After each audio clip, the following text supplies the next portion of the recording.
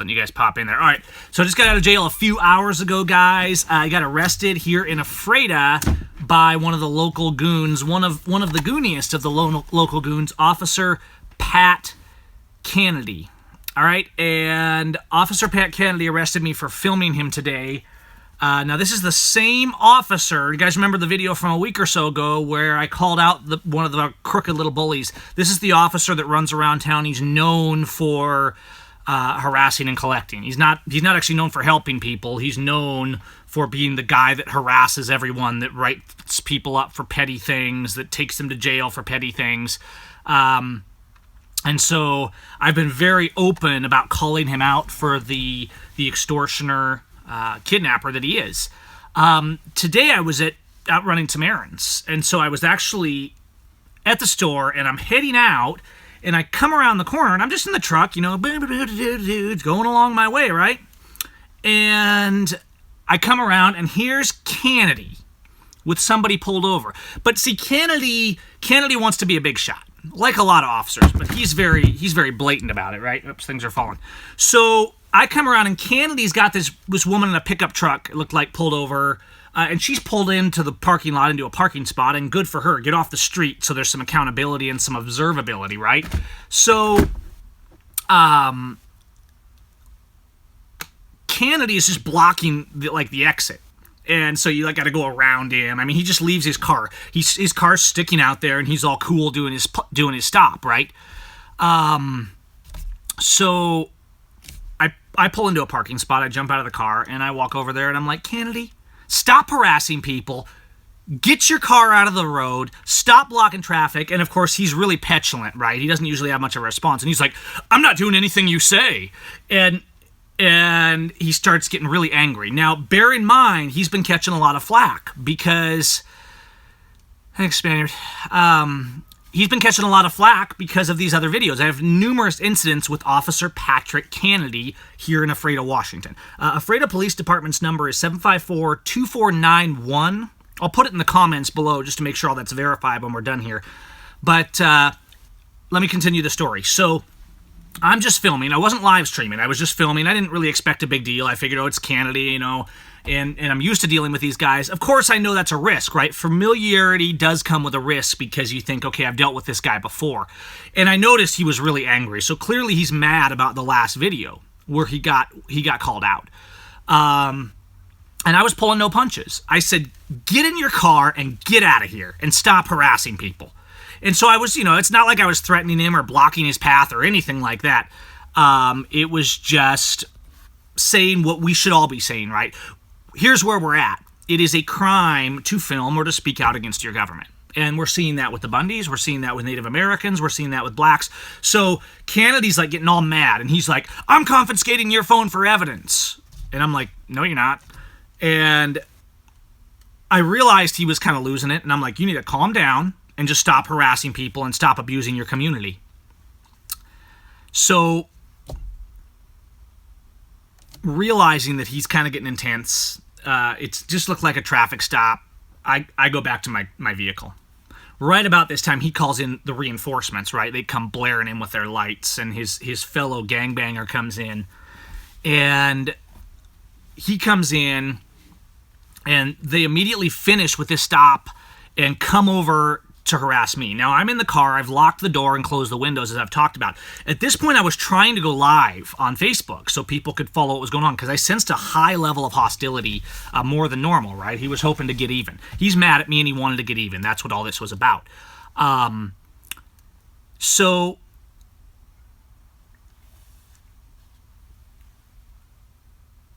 they come to the window, and he says, you're under arrest for harassment and obstruction of a police officer. And I'm like, dude, what are you talking about? Just, why are you trying to make a big deal out of nothing? Call your supervisor. And then he starts getting threatening, and he's like, if you don't unlock the vehicle and get out and let us arrest you, then you're also going to be charged with resisting arrest. So at this point, my tactical gears are clicking, right? Okay, I mean, I could hold out, right? But then then the thugs just break my windows because they're never held accountable, guys. The police do whatever they want. So I just get out and let them do their thing. And as they're loading me up, I'm talking to Canady and talking about how, he's a thug. And then on the way down to the station, I'm talking to him in the back seat. And he's trying to ignore me. And I was talking to him about Jesus. I was singing a hymn back there. And then I was like, hey, Canady, and I was repeating something he said to me a few weeks ago. I said, hey, Canady, it's not kidnapping if you don't intend to keep the person. Because that's something he said a few weeks ago. And it was ridiculous. I mean, when this guy opens his mouth, he's just a bully, right? He thinks and acts like a bully. He doesn't think and act like a person who's thinking about the fallout or anything like that. So what happened is Patrick Canady crossed the line, and that doesn't mean the local prosecutors won't back him up, right? So we got to determine, who do you sue, right? Do you sue the city? Do you sue the officer? Do you sue the county? And I'm really not into any of the court stuff because it's all so corrupt. I don't want to be in their world, guys. I want my protection to come from above. And so, if they drop all these charges, which interestingly enough, no charges have even been filed yet. So I'm taken down to the jail. I get to the jail, which is county jail. And it's Canady, I think is how you spell it. I forget his badge number. I'm taken down to the jail, and he takes me in there, and he's strutting around all tough like he's cool, right? Because this is their home turf. All these jail guys, and I'm going to come back to that, they think they're pretty cool there. But this is Sheriff's Department. Now, they know me, of course, and they're super, super polite. I don't want to say they're nice, because they're still human traffickers, right? These are still members of the crime syndicate. But they weren't rough, and none of that kind of stuff, right? They were just, thanks, Max, they were just handling me with kid gloves, I guess you could say. And I actually got one of the officers. I said, hey, get my phone. Can I call home? And so he actually got my phone, and I called the shop, right? So I kind of asserted myself right as I was getting arrested, got a phone call out. So my whole family, who's great, my family, my mom, my dad, brothers, sister, a whole bunch of people come down, right? And they come down, and they're asking questions, of course. They want to make sure I'm okay. And they actually pushed, even though it wasn't visiting, they pushed in one of the officers, because my family's known in the community, right? I mean, we own a home improvement store. They do work for people in the community. So it's not like we're not known in the community. And they push a bit, and one of the deputies actually let my dad come in for 1 minute to make sure I was okay, right, and that I wasn't getting abused. They had me in solitary, which is kind of where they put you during this whole process.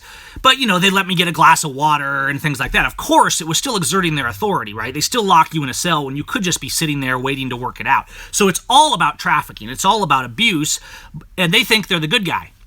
But as cops go, right, by their standards, they were really nice to me. And here's the thing, and I was really sad sitting in this jail. I'm looking out of the window of my cell, guys, today, and I'm seeing them march people in. I'm seeing Department of Corrections people. I'm seeing them march people in charged with the crimes that the officers, committed, okay? And as they bring these people in, there's people screaming in the cells next door, and there's this joviality about these human traffickers. And I'm looking out the window, and I'm thinking, you guys are slave traders. You're human traffickers, and you're walking around trying to pat each other on the back and act like normal human beings, like you're actually the good guys. And they don't even understand. That's why it's so important that we speak out, right? Because some of these guys are just cops because they think they're actually the good guys. If people would actually tell them what they are, many of them would realize that they're weak, petty cowards that abuse others for money. They're the Gestapo, and some of them would quit. So, not a lot of time went by. My family's all out there, like 10 of them, right? And so they're pushing, and they say, okay, and they let them bail me out. So get this, I'm arrested. Now, Canady says, I'm keeping your camera. Okay, now this is my $1,000 iPhone. That's why the picture quality is not very good on here tonight. That's what I run my business on. I mean, I work every day, okay? So, what he wanted to do is get even. He wants to arrest me. He wants to jam me up, right? So I'm charged with harassment, which is absurd. But it doesn't matter because our courts are absurd. Look at the fake trials in the Bundy Ranch. They're not even allowing them witnesses, guys.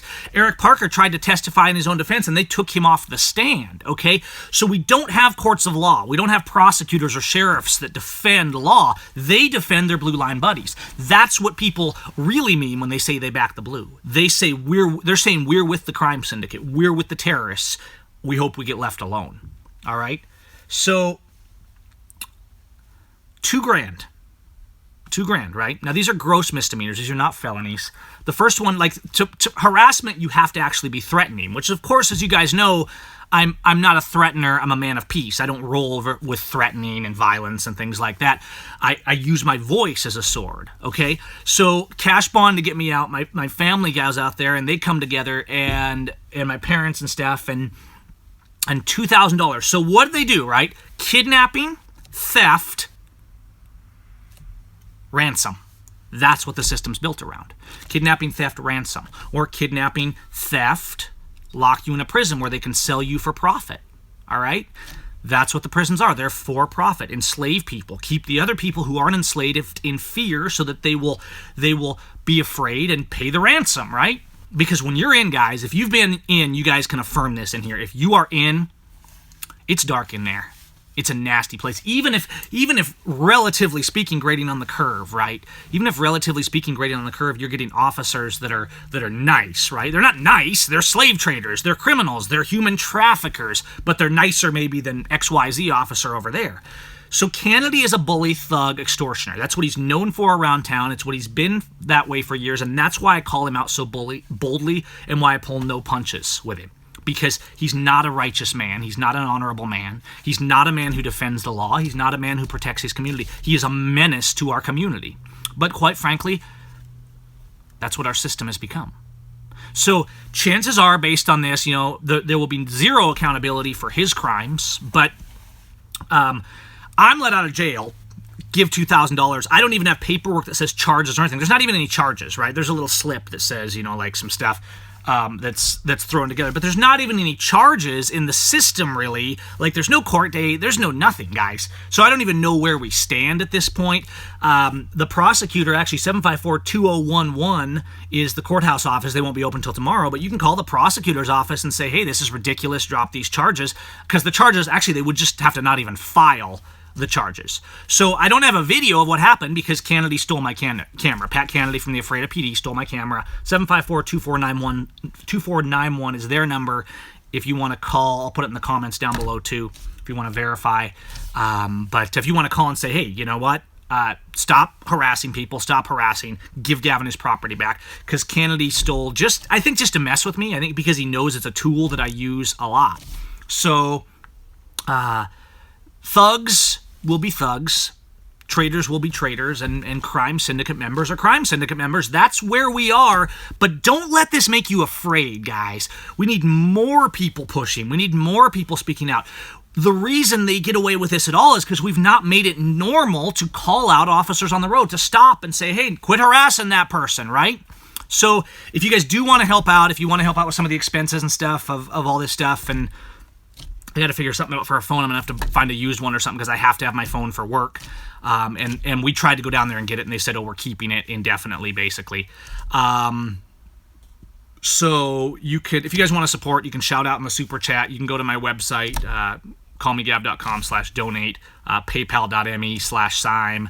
And so if you want to help out, some people asked in here, like, how can we help? If you want to help and you want to pitch in a few bucks to help, with these costs, because this is what they do, right? They try and beat us down. Don't be beat down. Speak out. Air all their dirty laundry. Say everything they do. Get the truth out there, right? They don't want the truth out there because Canady's over in the corner writing his false police report. I checked the van. I got the truck back. I didn't get impounded. They actually just left it there, and I called my family, and they came up and get it because it was in a parking space. So that was good.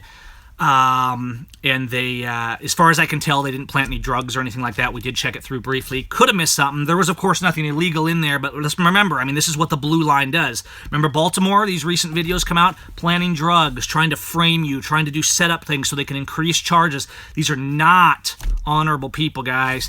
Thanks, Jesse.